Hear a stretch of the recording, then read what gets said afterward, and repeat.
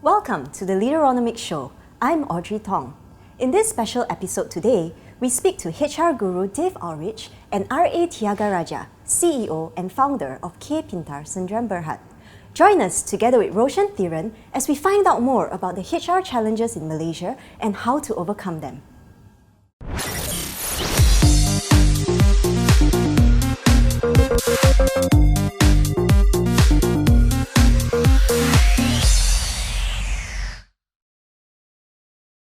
Welcome to this special segment. I'm with Thiaga and Dave. We're going to talk a little bit about the state of HR in Malaysia. So maybe, Thiaga, we can start with you. Tell us a bit about your interpretation or your kind of sense of what HR is and what are some of the challenges that HR is facing as a profession in Malaysia. All right. I would categorize the three different organizations. One's a multinational corporation, one's a local listed organization, third is a small medium enterprises.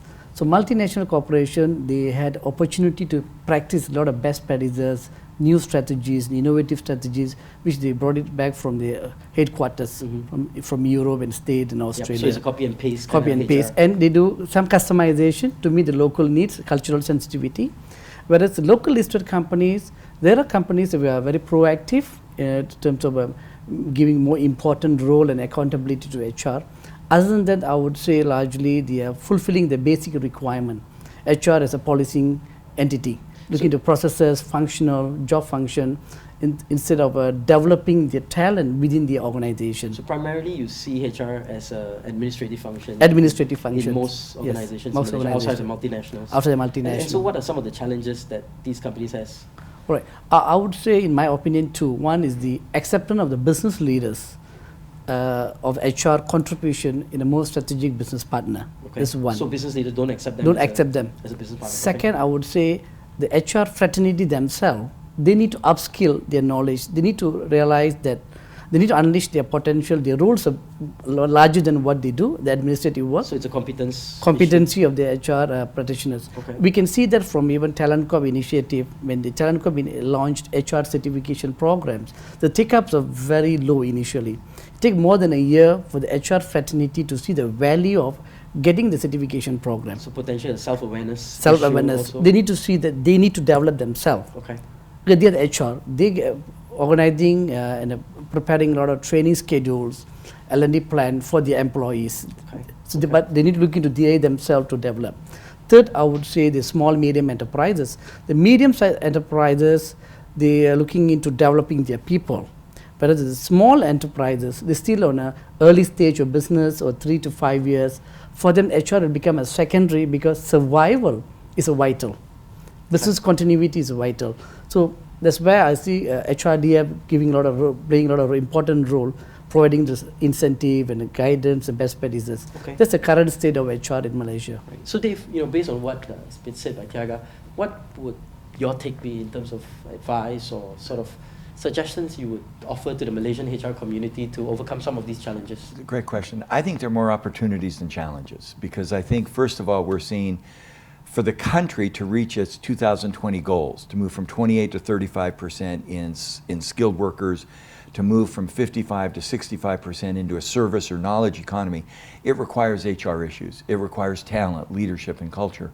And so HR professionals in all three companies, MNCs, listed companies, and SMEs, can provide insights about how those companies can help reach those national goals. So individually as HR leaders in those companies, what should they be thinking about and targeting to do in terms of actions? Very simple. We've got a lot of research, and it's dangerous to get into the details. But the very simple messages are: number one, build relationships of trust.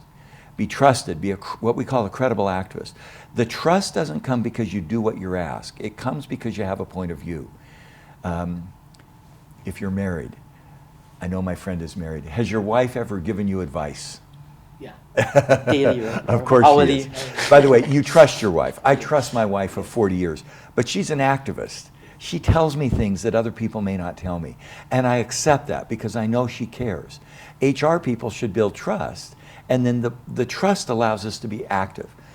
Strategic positioner. Know the business well enough that you can position it to win in the market. And then third, managing paradox. Navigate the tensions in a business. Okay, so one of the things we have in Malaysia is agencies like TalentCorp and HRDF and others that role is to drive, or take away some of the obstacles to the HR challenges that you play. Do you think these guys need to play different roles or more important roles, or are they doing their roles? I would say they're doing their role, but I would say they got to be more aggressive. Do you think there's a gap in the market where the government needs to play a... Government need to play a role, because to achieve skilled workforce, 35% skilled workforce by 2020, three parties need to play important role. One is the government, either directly the government or directly through the agencies. Second is the employers. Third, the employee themselves. All three of them need to see the importance of acquiring skills, knowledge. If one party don't support, don't buy in the value on this initiative, it's going to be a failure. So I would say TalentCorp, HDRF probably need to engage with the industry, share with them the value of upskilling their workforce, value of building HR capability. When HR start to realize and business leaders start to realize the value of acquiring knowledge and skills and certification, then they will buy in. Okay. I would only add one thing, and your comments are great. You have government, you have industry, employers, you have the employee. The fourth stakeholder, because my background is education. Education. And I don't think it starts at a university.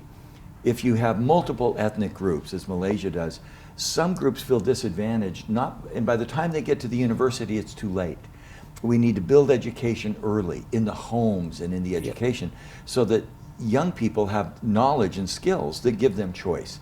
So government, industry, education can work to help people learn all the way through. So you add schools Great to that. insights. I thought your insights were terrific. So, and Dave, I know a number of years ago you were involved in a leadership challenge where you had to go about with your church, I think, to execute on a project. And you mentioned some time ago, I remember what you said, that it's very hard to do what you talk about. At execution, it's not as easy as the theory. Yeah. And I think that's some of the challenges that we have in Malaysia. We understand that this is what needs to be done in terms of a theory, in terms of a framework, in terms of the role of HR, but executing it is a painful role. What sort of advice would you give, in terms of really, I guess, pulling our socks or getting our hands dirty to make sure we are able to translate the models into reality? I think you're so right. A friend of ours, Steve Kerr, has a formula that's great. Effectiveness equals quality times acceptance. In execution, the quality is the idea. What needs to happen? A is the acceptance. And acceptance means we have to involve people. We have to experiment. We have to learn. We have to grow. We have to try. And that acceptance piece is where I think a lot of the key execution comes from. Some companies want to say, I want a 100% solution before I act.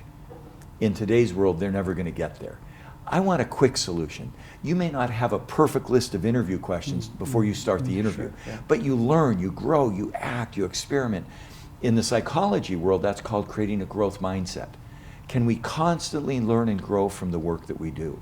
And for me, that's kind of the assumption of great execution. So to have that growth mindset versus a scarcity mindset, right? Yeah. Okay. And if you look at Malaysia, I mean, if you were to advise the industry as a whole, the HR industry, what sort of advice would you give the industry? They need to realize learning continues. We learn, we need to unlearn, we need to relearn. As long as we implement that, in my personal opinion, learning continues, a growth mindset. Because sometimes when we speak to some of the experienced HR practitioners, probably they've been doing the job for 10 years, 15 years. Quite a number of the time they feel they have learned everything. It doesn't happen that way. Because industry constantly changing. They think they've reached an optimal level. Yeah, industry constantly changing. I like to say that most of the time we create permanent structure in impermanent world. Things around us constantly changing, but in our mindset, our belief system, our value system, the way we do things, we are fixed. Then what will happen to us? Okay. Competitors will go faster than us. We lose the business opportunity, business sustainability. We may lose the talent. So HR leaders and business leaders, as long as they have this mindset whereby I learn, unlearn, I relearn, I think it's a growth mindset, as Dave has mentioned. And so you advocate this is something as an industry we need to hold on to. Right? Certainly. Okay. And is there any other obstacles that we have as a HR fraternity? I would say one, HR themselves have this mindset, growth mindset, learn, unlearn, and relearn. I think they will grow. So Dave, then how do we overcome this obstacle that we have in terms of this mindset being set in place? First, I think we have to understand what it is. The research on this is by a woman named Carol Dweck at Stanford. Now, really quickly, she took young children and she gave them puzzles to solve. And they got increasingly difficult. Some got frustrated and they quit. Some said, that's interesting. I don't know how to fix it. I don't know how to solve it. That's the growth mindset. We want to build that into our employees. We want to encourage curiosity, learning. Grit is another term that's used a lot. We want to encourage those sets of ideas. We found in our research the single biggest predictor of long-term leader success is learning agility. It's the same thing. If you're going to succeed, you might even start in one company and move from an NBC business to another business, and then move to another country, and then move to another country as a TV commentator. You're constantly learning and growing, and that's what makes life joyful. And it's also what we want to create within our companies. Absolutely, great. And final thoughts on this topic? Is the HR space in Malaysia? For anything to share with our viewers? They're going to play a significant role for the growth of the industry in Malaysia. We're moving towards services sector. So having more knowledge and skillful workers is vital for a growth of the industry, economy, and the organization. So HR certainly play a very, very vital role, in my opinion. And Dave, your final thoughts? Enjoy the effort and fail forward.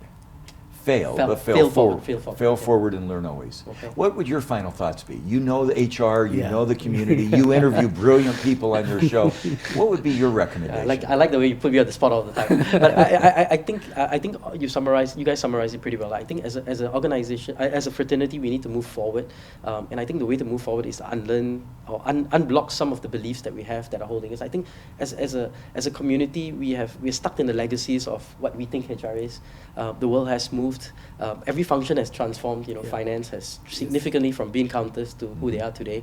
And I think HR, we have to evolve. And I think you talked about the 4 evolutions of HR, but really to move into that outside in it's a big step. But it starts with little baby steps, and I think we need to make those little baby steps one by one for us to start to see us move. How confident are you that can happen in Malaysia? I think it can. I think there's a whole new generation of leaders that are not stuck in their ways. Nice. And I think with CEOs that every CEO I interview is passionate about their people. Yeah. They're passionate about talent. Nice. So when you see the CEOs passionate, right? But they're very frustrated with their HR. I was very frustrated with HR when I was in GE, which drove me into HR, because I said, why can't HR is always a blocker? And we realized that it's not that they are a blocker, they are stuck in some constraint, either a process constraint or a culture constraint or a leadership constraint. Something is constraining them. And I think when we unhook them from these constraints, we start to see them really move forward and be empowered. Super. So if we can turn their passion into a program or a purpose without becoming bureaucratic, absolutely, maybe we make progress. Yeah. Well, with people like you leading that charge, it's a great agenda. Well, and people like you leading that charge. What a great team. Yeah. Thank you. Well, thank you so much, Dave. Thank you. Thank you, Thiaga. Thank you. Great to have you guys on our show, and we look forward to our next installment of more dialogues with great leaders here on the Leaderonomics Show.